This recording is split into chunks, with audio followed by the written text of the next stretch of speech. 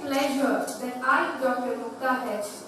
And I, Dr. Saubhagya, Assistant Professors, Department of Biotechnology, welcome you all to the National Science Conference on Trends in Multidisciplinary Research, Challenges and Applications, organized by the Department of Sciences of M.S. Ramaiah College of Arts, Science and Commerce.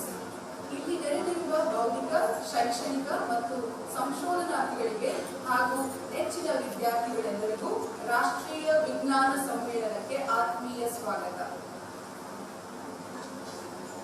As we embark on the journey into the realms of innovation, collaboration, and exploration. Let us all seize this opportunity to learn from each other, to challenge conventional thinking, and to inspire new avenues of exploration. As we navigate through this conference, we will explore how the fusion of diverse disciplines, from biological sciences to chemical sciences, from physical sciences to computer sciences, can lead to groundbreaking discoveries. Together, let us all ignite the flames of discovery and embark on a transformative journey towards a brighter and more interconnected future. ಜೀವ ವಿಕಾಸವಾದಂತೆ ಪ್ರಪಂಚದ ಎಲ್ಲ ಜ್ಞಾನವನ್ನು ಅರಿಯುವ ಮನಸ್ಥಿತಿಯೊಂದಿಗೆ Darwin ವಿಕಾಸದ ಸಿದ್ಧಾಂತದಿಂದ ಮುಂದುವರೆದು Albert ಐನ್ಸ್ಟೈನ್ನ ಗುರುತ್ವಾಕರ್ಷಣೆ, Newton ಸಿದ್ಧಾಂತ ಇವುಗಳ ಜೊತೆಗೆ ಬೆಳೆಯುತ್ತ ಜೈವಿಕ ವಿಜ್ಞಾನ, ರಾಸಾಯನಿಕ ವಿಜ್ಞಾನ, ಭೌತಿಕ ವಿಜ್ಞಾನ ಇವುಗಳೆಲ್ಲದರ ಅರಿವನ್ನು ಪಡೆಯಬೇಕಾದ ಅಗತ್ಯತೆ ಇನ್ನು ನಮ್ಮೆಲ್ಲರ ಮುಂದಿದೆ. ಆ ಅಗತ್ಯವನ್ನು ಈ ರೀತಿಯ ವೈಜ್ಞಾನಿಕ ಸಮ್ಮೇಳನಗಳ ಆಯೋಜನೆಗಳ ಮುಖಾಂತರ ಪಡೆಯುವುದು ಅವಶ್ಯಕವಾಗಿದೆ. ಈ ಸಮ್ಮೇಳನಗಳು ಪೂರಕವೂ ಹೌದು ಮತ್ತು ಪ್ರೇರಕವೂ ಹೌದು. ಇದರ ಲಾಭವನ್ನು ರಾಮಯ್ಯ ಕಲಾ, ವಿಜ್ಞಾನ ಮತ್ತು ವಾಣಿಜ್ಯ ಕಾಲೇಜ್ ಇಂದು ಪಡೆಯುತ್ತಿದೆ ಎನ್ನುವುದು ಸಂತಸದ ಸಂಗತಿ. Before we traverse on this journey of knowledge and exploration, let us begin the proceedings by paying homage to our founder, Karma Yogi Dr. M.S. Ramaiah. I request everybody to raise for the Ramaiah anthem, a symbol of our collective pride and unity.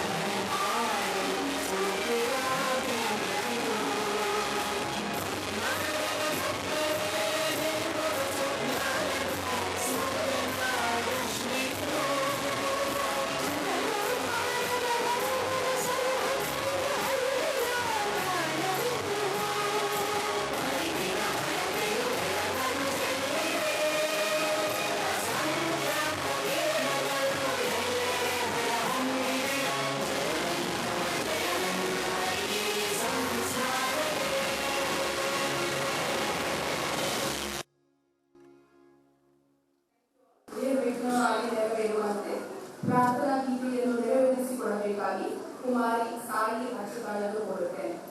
ಜೊತೆಗೆ ಜ್ಞಾನದಿಂದ ವಿಜ್ಞಾನದೆಡೆಗೆ ಸಾಗಲು ಜ್ಞಾನ ವಿಕಾಸನ ಪಡೆಯುವ ಸಲುವಾಗಿ ಜ್ಯೋತಿ ಬೆಳೆಸಬೇಕೆಂದು ಅತಿಥಿಗಳೆರಡು ಕೋರುತ್ತೇನೆ.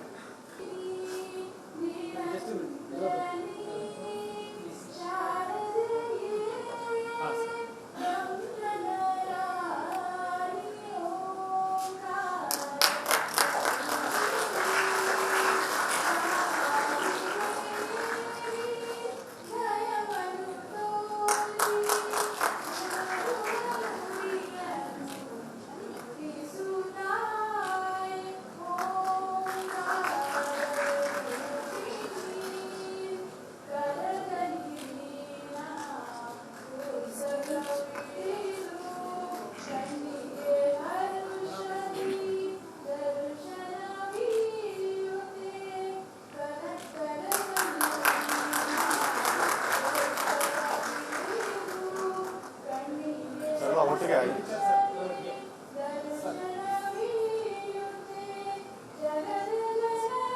Sir, please.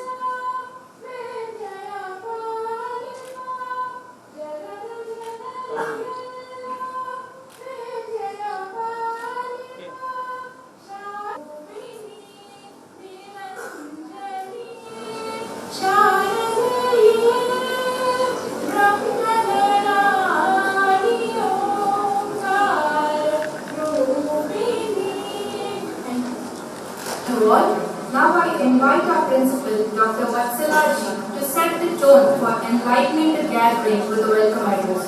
Ladies and gentlemen, esteemed guests, distinguished speakers and my dear participants and of course my dear students, a very, very warm welcome to this national conference on trends in multidisciplinary research, challenges and application. So the theme is coined in such a way where we are all talking about multidisciplinary today. Because you know, the entire world is looking out for people with various skill sets, and this conference is going to be a platform where each of you are going to embark your journey with an exchange of knowledge which is required, and today every profession is required. And this multidisciplinary approach, as we see a lot of problems arising, it could be in your health sciences or it could be in our social activities, or you take anything across. There are a lot of things today which is challenging us. So in order to meet these challenges, the complex challenges, we need to look into innovative solution through such multidisciplinary conferences where a lot of deliberations can happen and see how best each one can contribute into the field in order to find a solution to these challenges. So with this, I take my privilege to welcome our esteemed chief guest for the day today. Today we have with us the Dr. Sridevi Annapurna Singh, and it is my distinct honor to welcome you, ma'am. Ma'am is currently the Director of Council of Scientific and Industrial Research, Central for Technological Research Institute, CFTRI. She has worked with the same institute around 32 years and holded the positions of junior scientist, joined in 1991, and she is also the chief scientist and head protein chemistry and technology department. She has done her master degree in food science from SCIR CFTRI, University of Mysore in 1988, and she has to her feather a PhD in food science from University of Mysore in 2001. So ma'am, we heartily welcome you for this particular conference.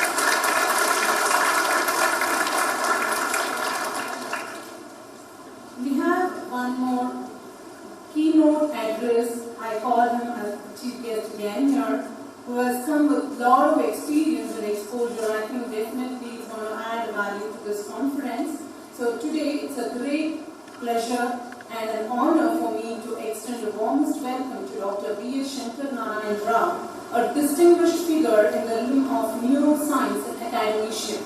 Dr. Rao's remarkable achievements and outstanding contributions to the field of neurophysiology have earned them widespread recognition and admiration. Dr. V.S. Shankar Narayan Rao is a professor and head, Department of Neurophysiology in NIMHANS. He is holding the position in addition to this as a registrar of NIMHANS, officer in charge Central Animal Research Facility, faculty in charge Electrophysiology Laboratory, NIMHANS, and also adjunct visiting professor in Kasturba Medical College, Manipal University, Mangalore, India. He is qualified MPhil and PhD in Neurophysiology, NIMHANS, Bengaluru. He is also specialized in training in electrophysiology at Woodsville, USA, postdoctoral training at MIT Boston, USA, and visiting neuroscientist NCBS, Bengaluru, India. So whatever profile I've given you right now of the two speakers whom we have as the eminent speakers here is just a gist. Since it's just a welcome speech, I've just introduced you. You'll be hearing more about them in a complete detailed introduction. So sir, it is our privilege and honor to have you with us for this conference.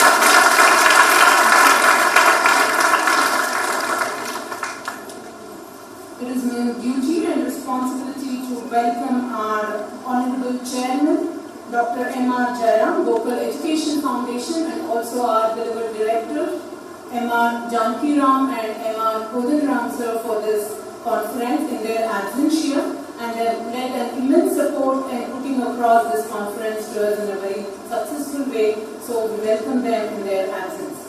I also take this privilege of welcoming our Chief Executive, Shri B.S. Ramprasad sir, and our Chief Finance Officer, Shri Ramchandra, in their absence as they are busy in the other schedule, and they will be joining us for the valedictory function tomorrow evening. So I welcome both of them in their absence. I also take it, or I deem it rather, my privilege to welcome our Vice Principals, Professor Jairam sir, and Dr. Pushpa ma'am, and our Registrar, Dr. Anandaka, and our Deputy Registrar, Professor Suresh, who is for Evaluation and Administration for this particular conference.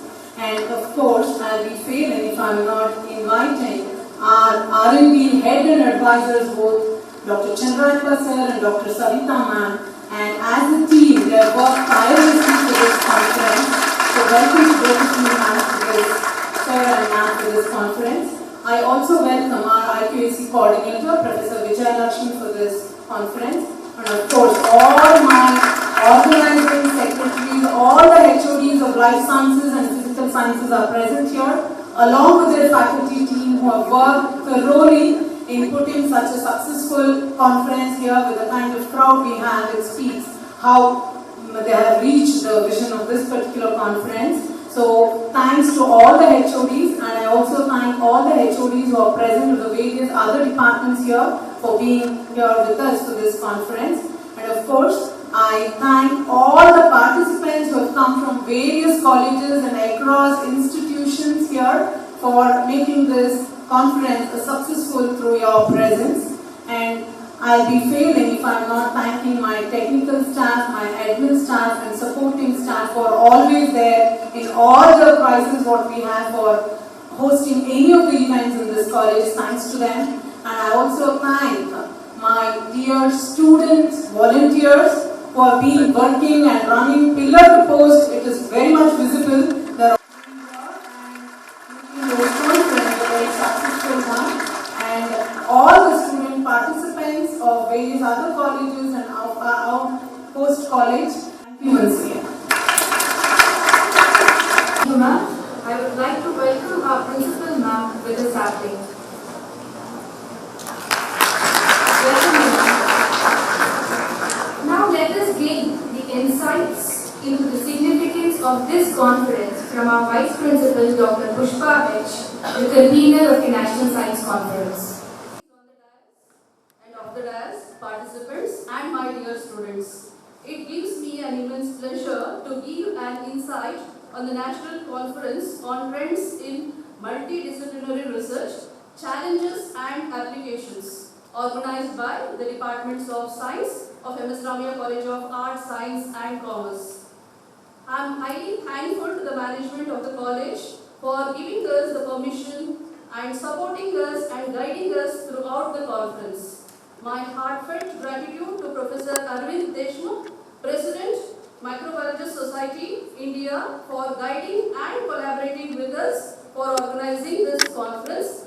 I am also grateful to the Department of Biotechnology, Ministry of Science and Technology, Government of India, for supporting this conference under DBT Star College scheme. Science and technology are closely intertwined and play vital roles in human progress and development. Science seeks to answer fundamental questions and expand our knowledge, while technology focuses on practical problem solving. This conference will provide the premier multidisciplinary forum for students, researchers, scientists and industrialists to present and discuss more recent innovation, trends and practical challenges associated with science. It is planned as a major event to be held at MS Ramaiah College of Arts, Science and Commerce, Bengaluru on 15th and 16th May 2024. The conference objective is to bring together a diverse community of active research from India and create a professional environment to learning, collaboration and networking. This event is is to facilitate exchange the ideas and exploration of cutting-edge developments in various scientific disciplines. This conference will run parallelly under three domains: biological science, chemical science and physical science, with various and many sub-themes. Under each domain and sub-themes, we have arranged for an invited speaker based on the theme. Conference will run with three technical sessions under each domain. Soon after the inauguration of this conference, the three different auditorium, this technical session will happen in three different auditorium: biological sciences at APJ Abdul Kalam Auditorium, chemical science at Vishweshwaraya Hall, and physical science in Mother Teresa Seminar Hall. The following are the invited speakers for this particular conference: Dr. Prakash Halami, Chief Scientist and Professor, CSIR CFTRI Mysuru; Dr. Dinesh Badagandhi, Founder, CEO, Varnaz Technologies Private Limited; Dr. Neena S. John, Scientist, E, Center for Nano and Soft Matter Sciences, Bengaluru; Dr. S. Chandrasekharan, Chief Executive Officer, Viprajan, Mysuru; Dr. E. Parashuraman, VIT, Chennai Campus; Dr. Naresh Nalajala, Purna Pragna Institute of Scientific Research, Bengaluru.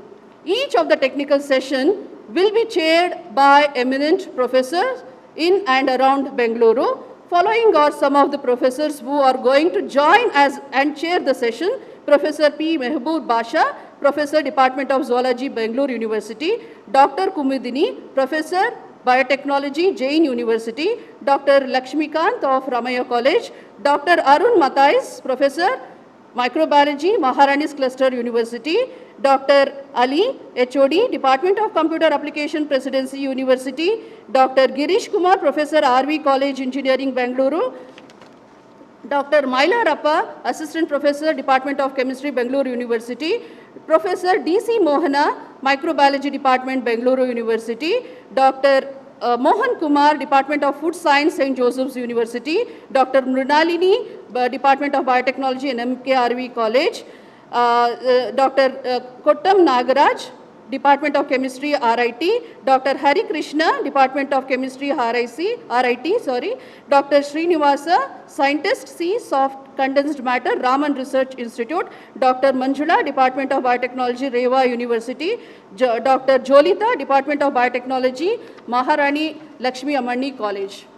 A total of 231 abstracts have been received from the students, research scholars, faculty and scientists from various colleges, university and research institutes across the countries, and some of the abstracts have been also received across the other countries also we have received, and the abstract book of this particular conference will be released soon now.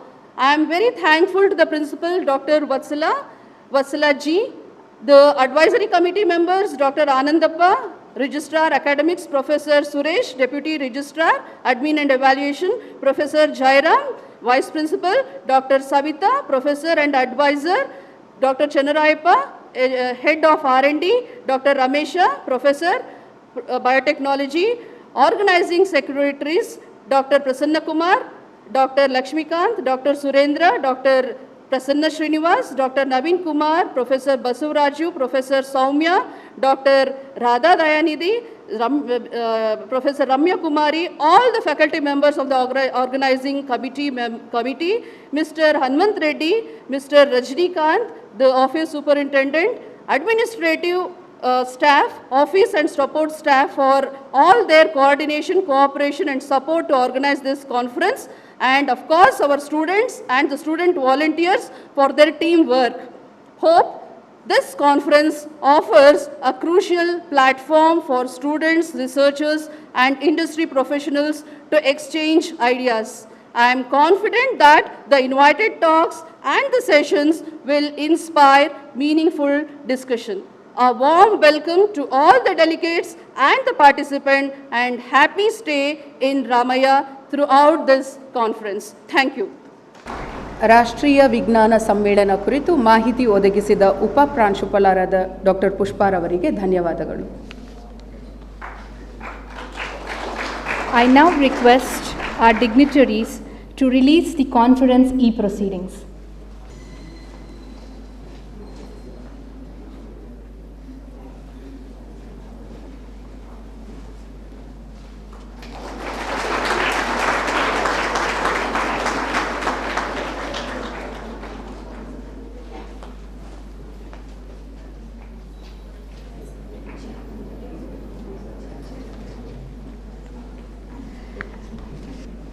Now it is time to express our gratitude to our distinguished chief guest and keynote speaker.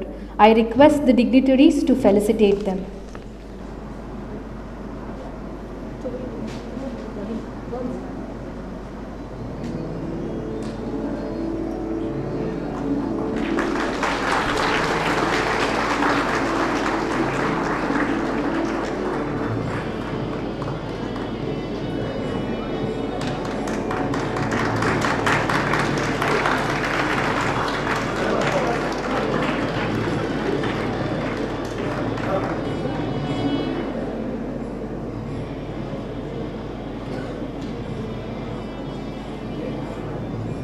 ಈಗ ಮುಖ್ಯ ಭಾಷಣಕಾರರನ್ನು ಸನ್ಮಾನಿಸಲು ಗಣ್ಯರಲ್ಲಿ ವಿನಂತಿ.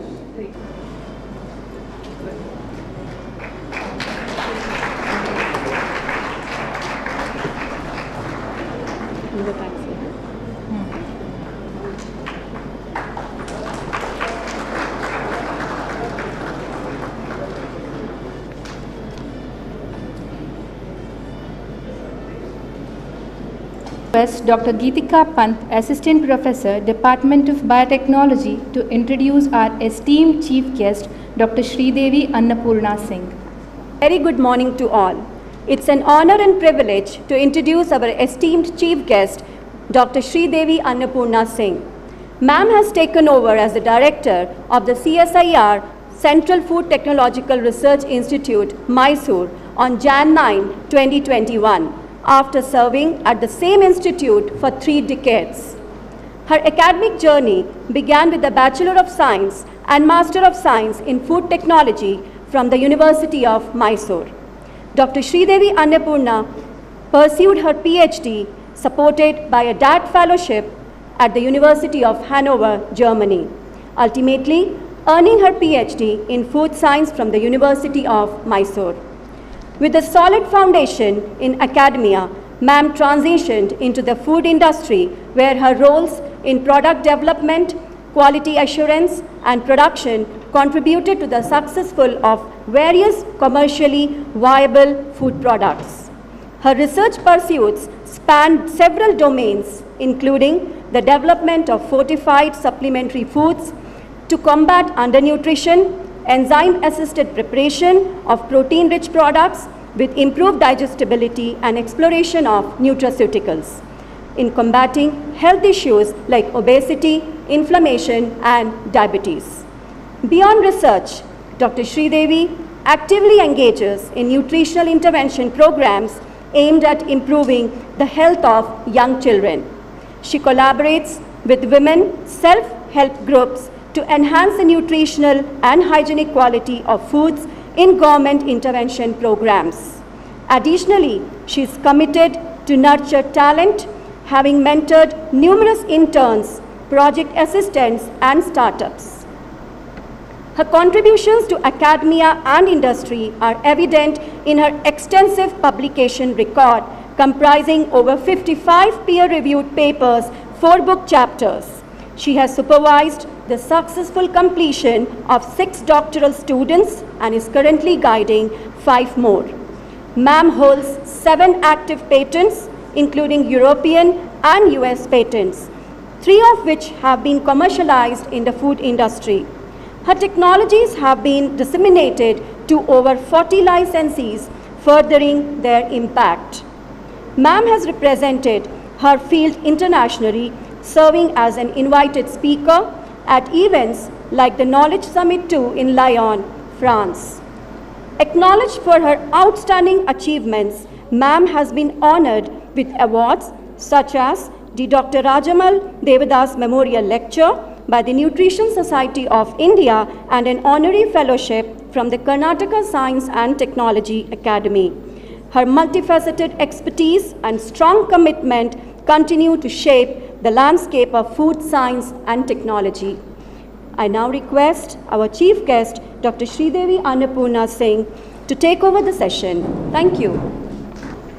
Ellarigu namaskara. A very good morning to all.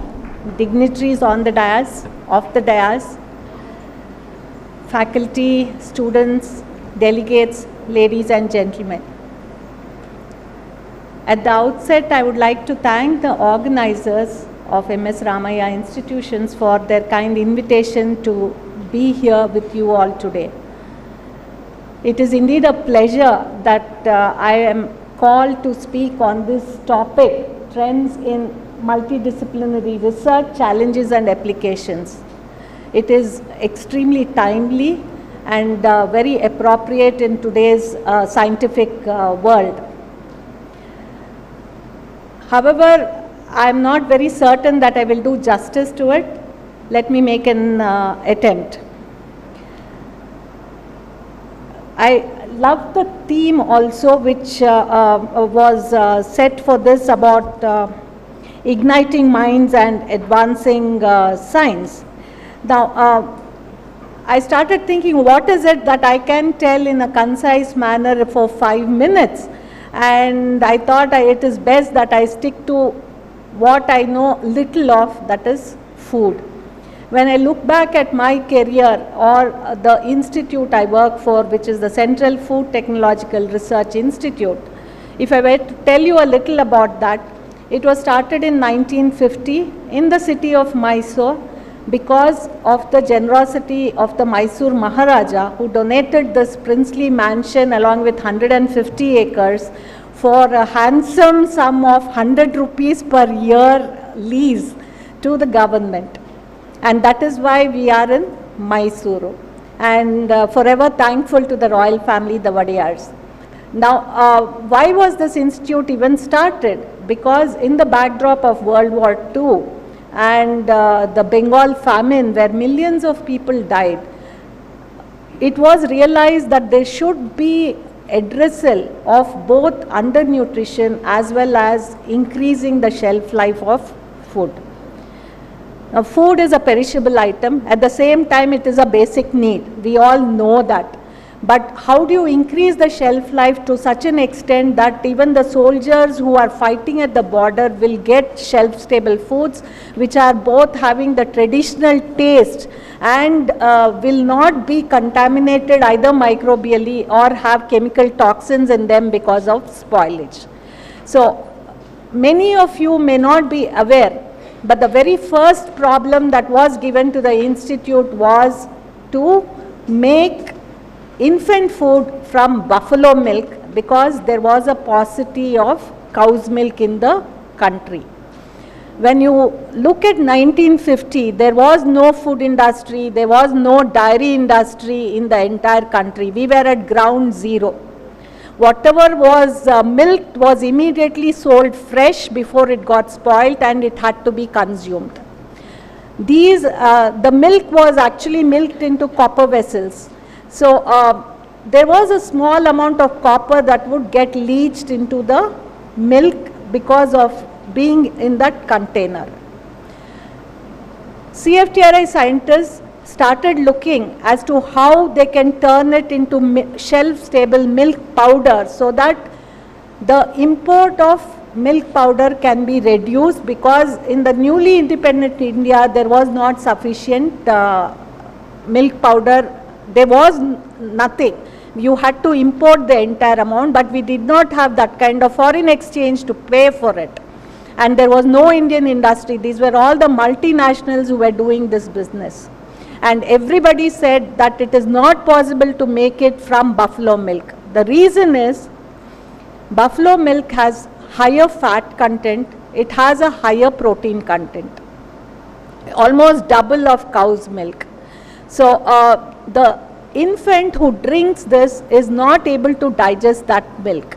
And the protein content also forms a very thick curd in the stomach because of the acid, and it is not easily digestible.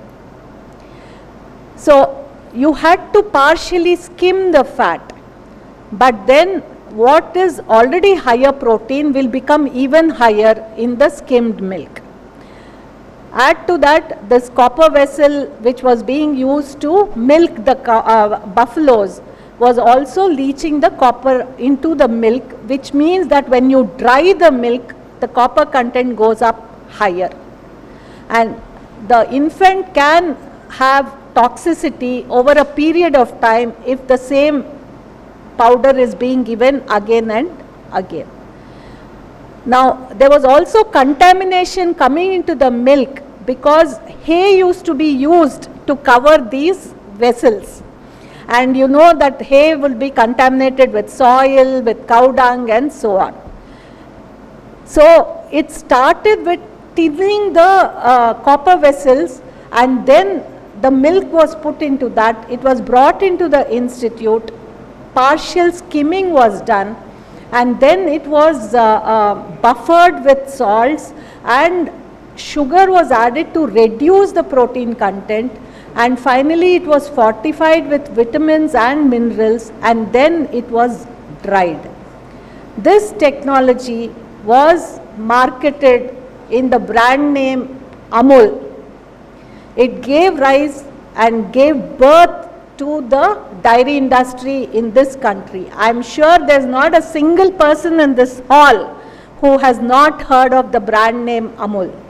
But probably what you do not know is the hand of CFTRI behind this story. Now, why am I telling you this? It is not to praise CFTRI, but to make you realize how much of involvement is required from various disciplines. So, starting from educating the person who is milking the animal to what kind of vessel has to be used, how to transport it safely to the institute, the technology involved in skimming off the fat, how do you reduce the protein content in the product, in the intermediate product, the engineering skills that are required to dry it, and finally after it is dried also, how do you bring it back to solution. We all know that if you dry some food, again when you add back water, it will not become the same again.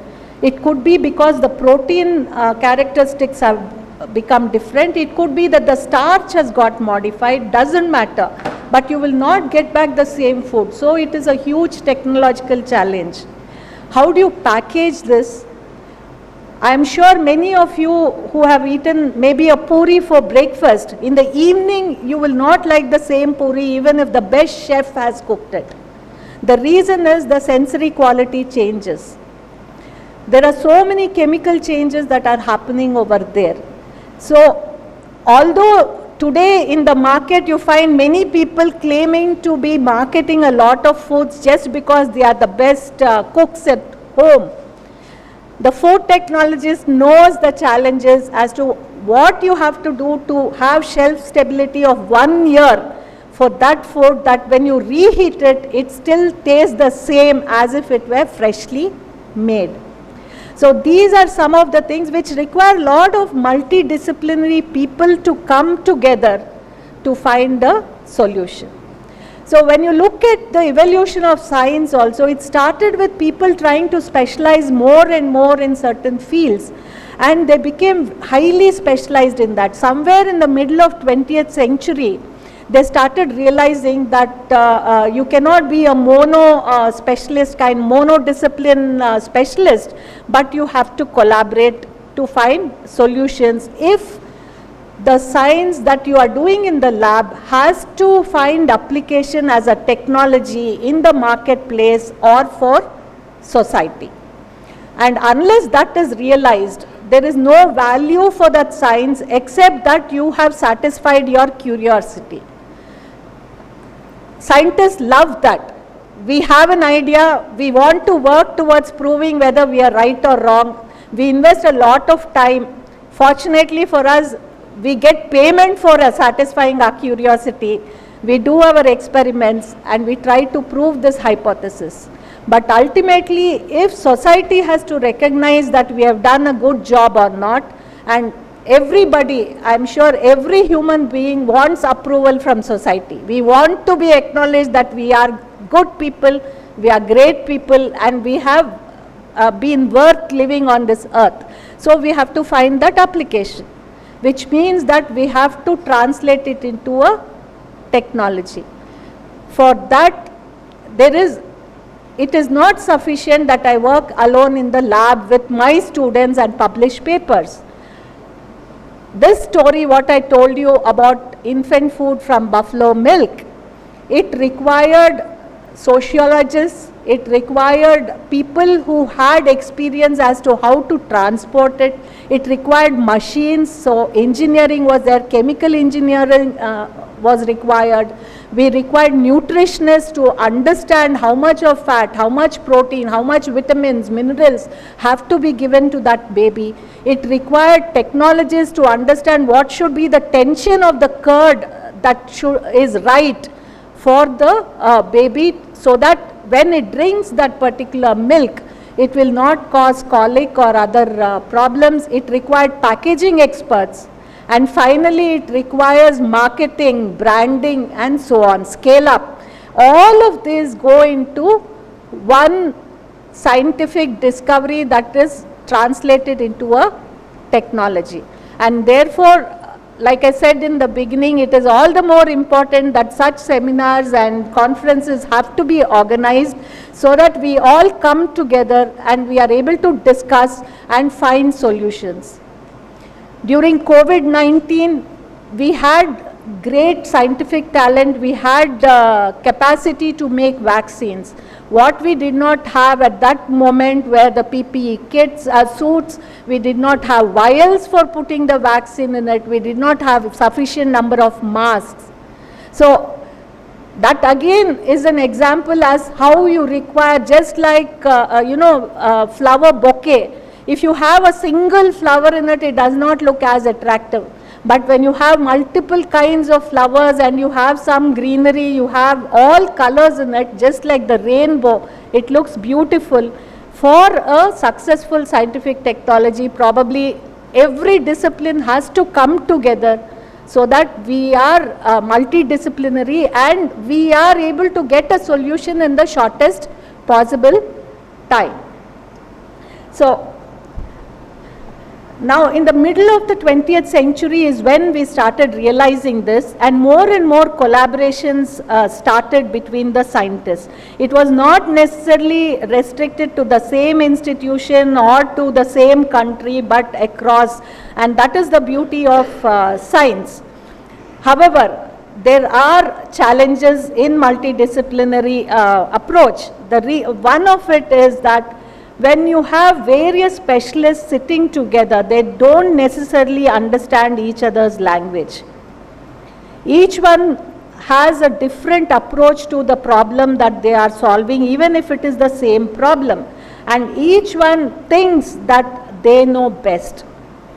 My boss used to always tell me that scientists have the greatest egos because they are the kings of their labs. There is nobody to question them and they're just following their curious mind. And so you do develop a big ego and you think that you know a lot. So communication, it can be a very big challenge in this particular process. And although we are sharing these research goals, we have to find a middle path as to how we can bring all of us together to find this solution.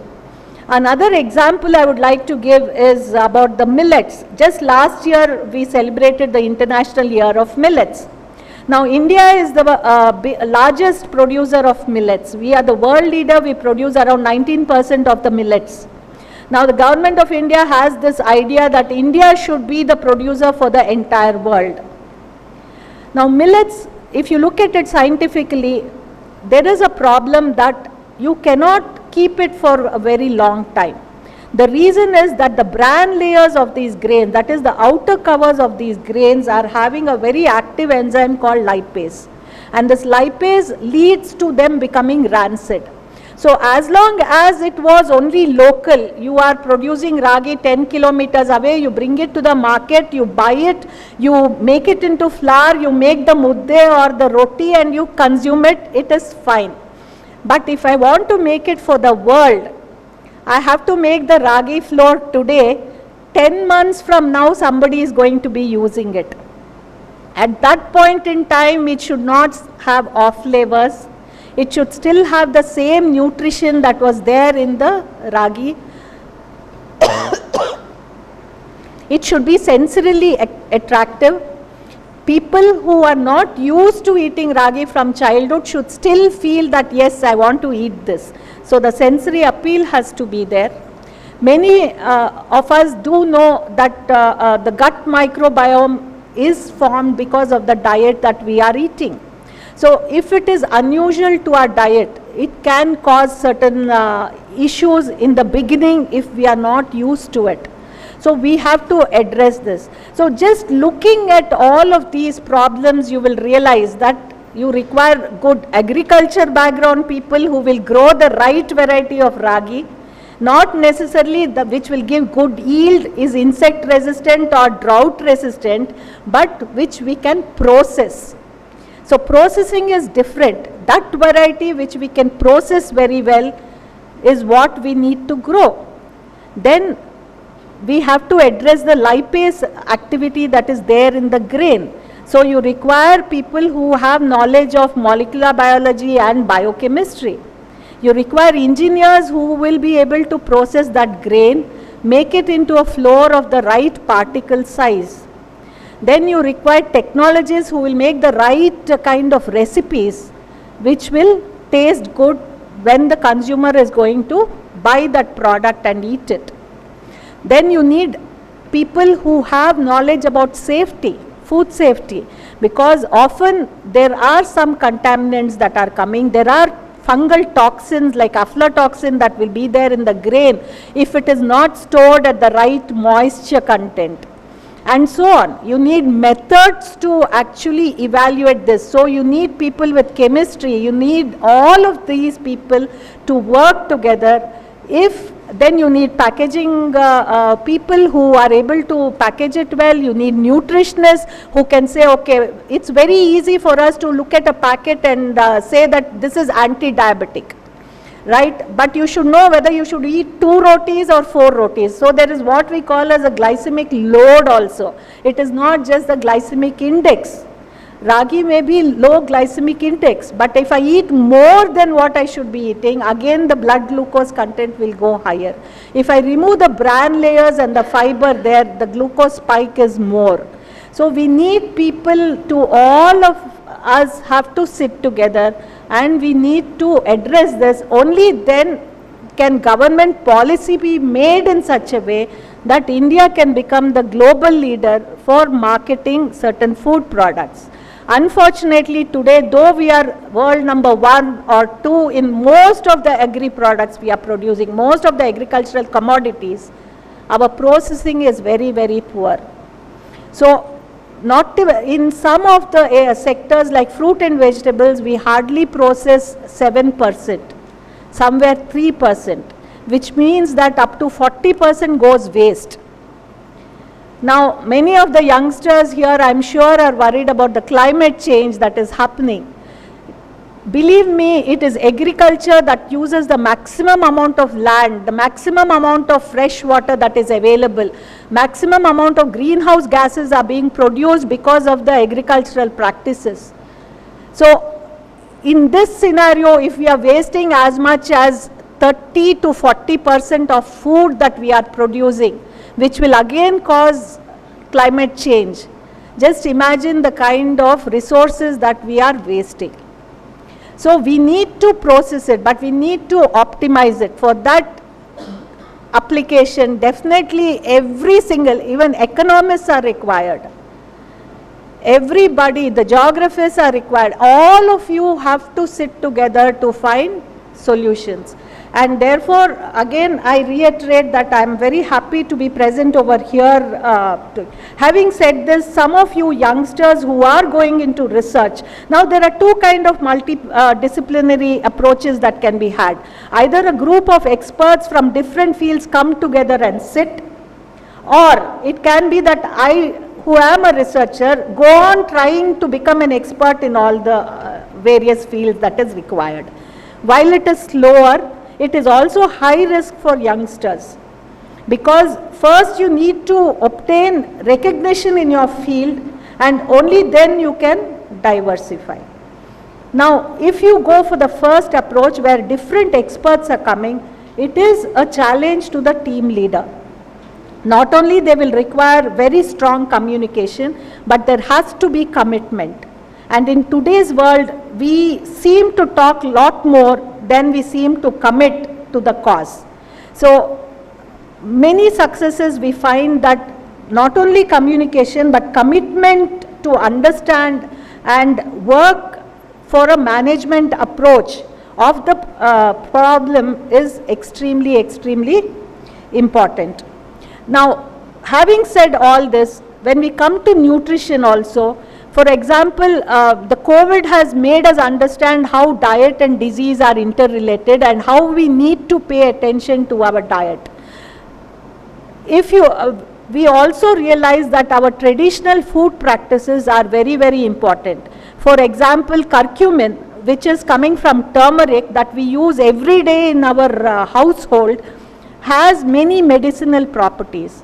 Now, this molecule curcumin is present in turmeric, and it is known for many, many biological activities, from controlling activities of the brain to health of the heart and the gut and so on, immunity, so many different applications are there. However, it is a hydrophobic molecule and does not go into solution very easily. So if you just consume curcumin, it is not necessary that your body is absorbing it and you are going to get that medical benefit. So this is where another discipline called nanotechnology, nanoscience comes in, where you find that if you break down the particle size small enough, then the absorption becomes better. So I think, having said all this, I have made the case very, very tenable that this is a very appropriate conference, and I am sure many of the speakers seem to be very, very experts in their field, and there will be a lot to learn for all of us during the next 2 days, and I am sure it is going to be a big success. And I also wish all of you to build networks so that you understand, and the same kind of research is not repeated in multiple institutes, because many of us are funded by public money, and we need to find solutions fast, and we need to find them without duplicating our results. Having said this, happy learning, and thank you once again for the kind invitation.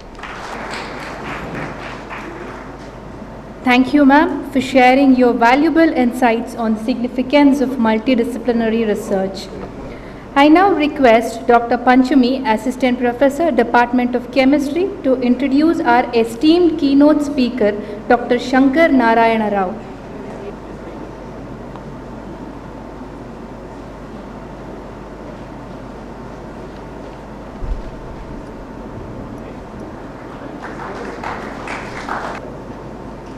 Ladies and gentlemen, good morning one and all present here. On behalf of MS Ramaya College of Arts, Science and Commerce Autonomous, I, Dr. Panchami HR, Assistant Professor, Department of Chemistry, feel privileged to introduce our esteemed keynote speaker. We are incredibly fortunate to have with us Dr. B.S. Shankara Narayana Rao, a luminary in the field of neurophysiology, whose contribution have significantly advanced our understanding of the brain and its complex functions. Dr. Rao holds several prestigious positions, He is the professor and head of the Department of Neurophysiology and the Register at the National Institute of Mental Health and Neuroscience, NIMHANS, an institute of national importance located in Bangalore, India. He also serves as officer in charge of the Central Animal Research Facility and the faculty in charge of the Electrophysiology Laboratory at NIMHANS. Additionally, Dr. Rao is an adjunct visiting professor at Kasturba Medical College, Manipal University in Manipal, India. Dr. Rao's educational background is extensive and impressive. He earned his PhD and MPhil in neurophysiology from NIMHANS, followed by specialized training in electrophysiology at Woods Hole, USA, and postdoctoral training at MIT Boston, USA. He has also served as a visiting neuroscientist at the National Center for Biological Sciences, that is NCBS, in Bengaluru. Dr. Rao's contributions to neuroscience have been recognized through numerous honors and awards. He is a fellow of the Indian Academy of Neurosciences, the Indian Academy of Biomedical Sciences, and the Society for Applied Biotechnology, among others. His accolades include the Sir C.V. Raman Young Scientist Award, the INSA Young Scientist Award, and many distinguished oration award, Vaidyakiya Ratna Award, Vijnana Ratna Puraskar, Vishwa Kannada Kanmani Award, Suvarna Karnataka Ratnashri Award, Karnataka Kesari Award, many more awards and fellowships reflecting his outstanding contribution to science and medicine.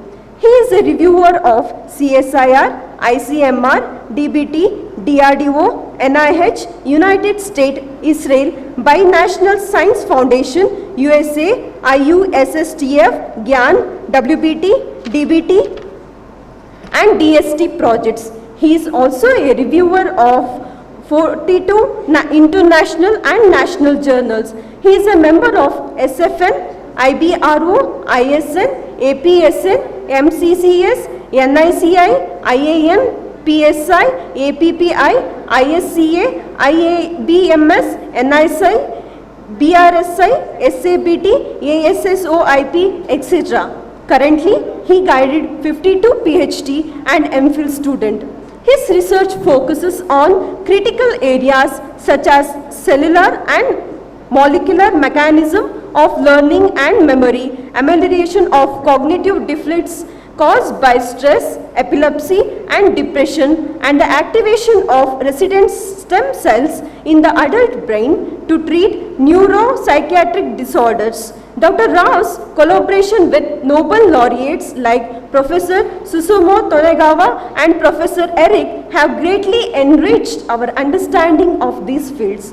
Dr. Rao's pioneering discoveries in the cellular and molecular mechanisms of brain circuit remodeling have led to the development of 2 drugs currently in phase 2 clinical trials for treating mental retardation and autism, with additional drugs in development for neurodegenerative disorders such as Alzheimer's disease and aging.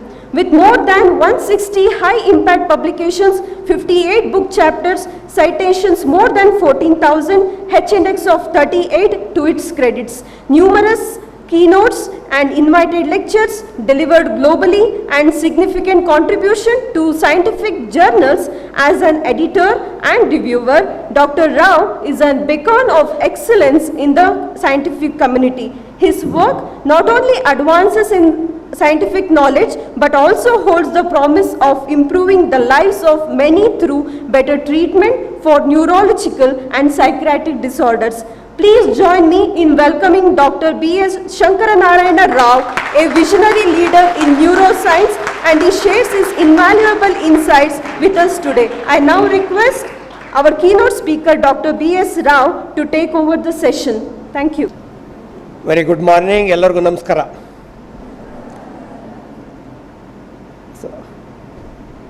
It looks like my introduction was longer than my keynote address. I requested our Honorable Principal, Vassala Madam, let the introduction be small and I should get more time as a teacher to speak and share with all of you. Igniting the Minds will follow after the valedictory program, where I am going to speak to you how I can change your brain and how you are going to change my brain. So we'll discuss about that.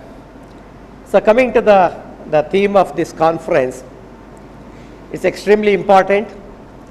In fact, the fundamentals of science, which determines the knowledge, what is acquired today, including your mobile phones, what you are using for communication. It's essentially the physics, chemistry, and the mathematics, which derives the biology. You'll be very surprised, no, how the PCM is going to determine the biology.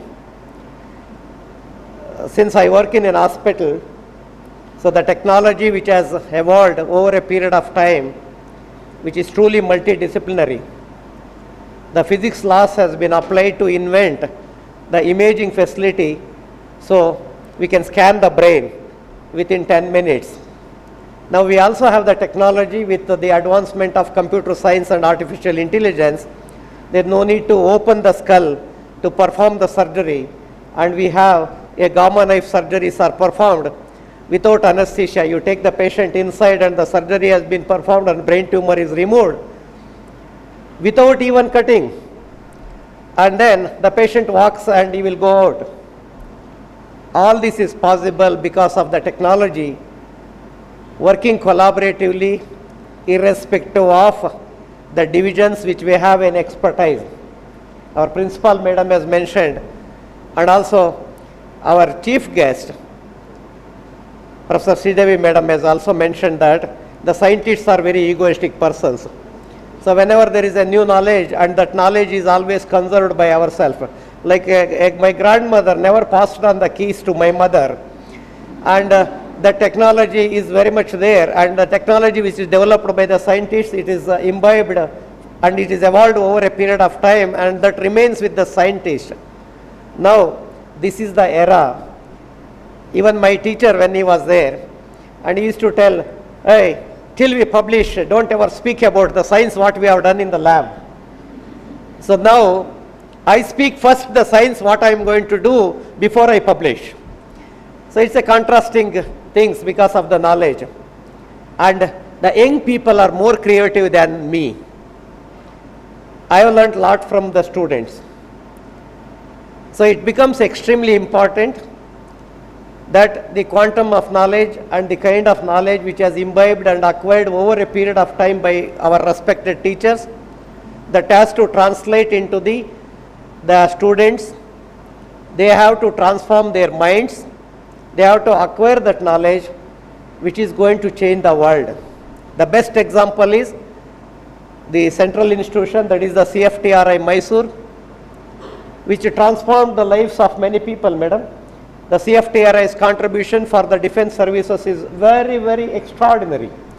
Now imagine that even at the minus 80 degree in the Siachen base, when our defense personnel are guarding our country, everything will freeze, including the body.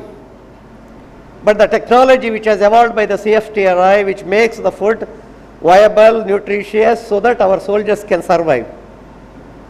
The reason why I am telling is that as a neuroscientist, as a neurophysiologist, I worked for more than 25 years closely with the DRDO, evolving various the modalities of protecting our defense personnel in the extreme environments.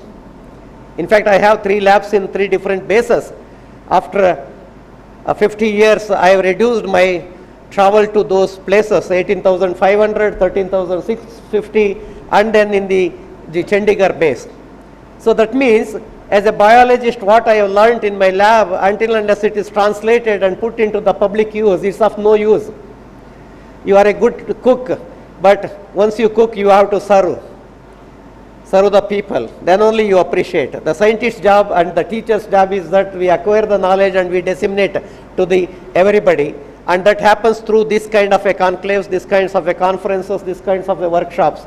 And these are the great platforms where we exchange our ideas. is a phenomenal actually. I have gone through the scientific program, and thanks to the MS Ramaya, the entire team and the organizers for having wonderful scientific program. It encompasses chemical sciences, the biological sciences, how that can translate and transform into the understanding the greater knowledge about the biology. Don't you think this is for 2 days? You have a wonderful opportunity for each one of you to learn and to discuss and carry that knowledge and implement that knowledge in your career. Each one of you are an asset to any country. As a young minds and young students, all your contributions should translate into the well-being of the world. So it's only the science which can transform the entire world. So now we have the borderless science. There is no border across the science. So initially we used to think that we are a great scientist and I am a neuroscientist, I have more knowledge than the physicist. Now no longer we think like that. In fact, the tools which I use to understand the brain or the biology or the cell is all evolved from the physicists, the technology and the computer scientists. So that way in my lab I have the chemists, we have the computer scientists. Now I am using artificial intelligence to see that whether I can map the human brain and try to help the patients who are suffering with various kinds of a complex brain disorders. Is it possible for us to use the technology? And we also have some of the psychologists and computer scientists. Each one of them, they are working with me, try to understand how an abnormal brain can be transformed into the normal brain. More details about that I am going to share in my talk very soon. I am very sure that this kind of interactions is extremely important for us to enrich. So all the time most of the students, they think that teachers know more than what the student knows. In fact, the students has a much better way of thinking. There is a lateral thinking which happens in the young minds. So I always used to think when I was a student, maybe my teacher, he thinks very narrow. When I became a teacher and then I realized that, no, actually the students has a great opportunity to learn from us, and also we have a great opportunity to learn, and we remain as a student forever. As a teacher, we remain ever as a student, and that gives an opportunity for us to learn. So nobody has understood anything. And many times we say that we discovered this, we discovered that, and all those things. So those words are very much required, otherwise I will not get the grants from Government of India. So that's why we say that I discovered this or something like that. Actually, we are trying to understand the knowledge and the nature. That's all. Nothing has been discovered by us. You have not discovered the DNA, you have not discovered anything. Whatever Madam was mentioning, each one of those technology, everything was very much there. Scientifically, we try to organize that one.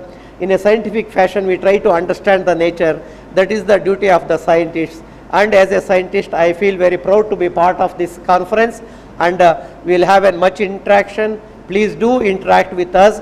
Don't be shy. No question is inferior. No talk is superior. So you should keep in mind that your minds has to be open all the time. Then only your brain gets ignited. So thank you very much. All the best for your 2 days conference. And if you need anything, don't hesitate to contact the teachers. The teachers always want to give it. Okay. So that way you will find my email and everything in the subsequent lecture. And if you have anything, please communicate. I will take 2 to 3 days time to communicate back to you, because every day I receive more than 500 mails, and I will respond. So you ensure that, so if you are interested, you walk into our labs, and we are here to facilitate each one of you what is your interests are. Thank you very much. Dhanyavad. Namaskar. Sir, for your enlightening words. Sir, we are eager to hear back from you in the keynote address. I now invite Dr. Lakshmikant RN, Head of the Department Biotechnology, to propose the vote of thanks. Good morning to the dignitaries on the dais and off the dais. I feel honored and privileged to propose the vote of thanks on this inaugural session of the National Conference on Trends in Multidisciplinary Research challenges, and applications. First and the foremost, we express our gratitude to the Divine for bringing us together to this event. We extend our sincere thanks to Dr. Jairam, the Honorable Chairman, Gokula Education Foundation, in his absentia, for his unwavering support and invaluable guidance. Our gratitude to Sri M.R. Jankiram and Sri M.R. Kodandram, the Honorable Directors of Gokula Education Foundation, in the absentia, for their continuous support in organizing this conference. And we are privileged to have with us Dr. Sridevi Annapurna Singh, the Director, CFTRI Mysore, as our esteemed chief guest today, and Madam's distinguished presence and invaluable insights in the field of science and education have made this day truly memorable. Madam has stressed regarding the communication, commitment, and the multidisciplinary approach, which is the need of the hour, and without duplicating the research and wasting the public money. So we are deeply grateful for her profound contributions and encouragement towards fostering an academic and research culture among the faculty and the students. Thank you, ma'am, for sparing and sharing your valuable time and gracing us with your presence. Now I request our principal, Dr. Vatsala Ji, to present a token of appreciation and gratitude to Sri Devi Annapurna Singh Ji.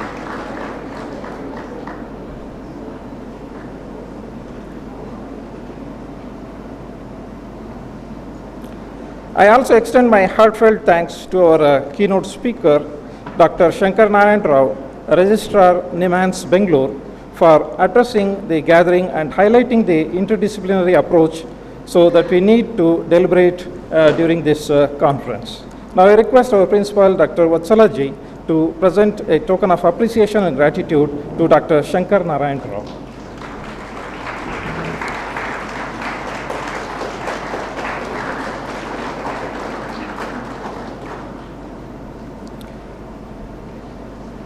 We acknowledge the pivotal role played by our Chief Executive, Shri B.S. Ramprasad, in conceptualizing and organizing this national conference, and we express our sincere thanks to Sir. We extend our thanks and appreciation to our Chief of Finance, Shri G. Ramachandra, in absentia, who has been instrumental in providing unwavering support for organizing this conference. A special word of gratitude to our beloved principal, Dr. Vatsala Ji, for her constant support, guidance, and inspiration for both the faculty and the students. We also express our thanks to the Registrar Academics, Dr. Anandappa, and our Deputy Registrar, Admin and Evaluation, Professor Suresh, for their invaluable support. And our sincere thanks to our Vice Principal, Professor B.S. Jairama, for his constant encouragement, support, and guidance. We extend our gratitude to Dr. Pushpa H., Vice Principal, and our Research Advisor, Dr. Savita J., who are the backbone and our strength in meticulous guidance and organizing this conference. Our sincere thanks to Professor Vijay Lakshmi Ramesh, the IQAC Coordinator, for her support, and Dr. Channarayappa, Head Research and Development, for his support and guidance. We also extend our sincere thanks to all the heads of various departments, the faculty members, and the student volunteers who are working for a few months for their continuous support for this conference. And we extend our thanks to the sponsors for their timely support, and also we acknowledge the efforts of the press and the electronic media personnel for the coverage of the conference, and also thanks our student journalists. And our heartfelt thanks to all the non-teaching staff, support staff, and the technical support team for their timely assistance. And our heartfelt thanks to the Microbiologist Society India for their collaboration and their guidance, and also the Department of Biotechnology for supporting this conference through the STARS College scheme. Last but not the least, we extend our sincere thanks and gratitude to the distinguished speakers, delegates, and the learned guests for their presence and participating in the national conference, and we will be immensely benefited by their valuable inputs during the conference sessions.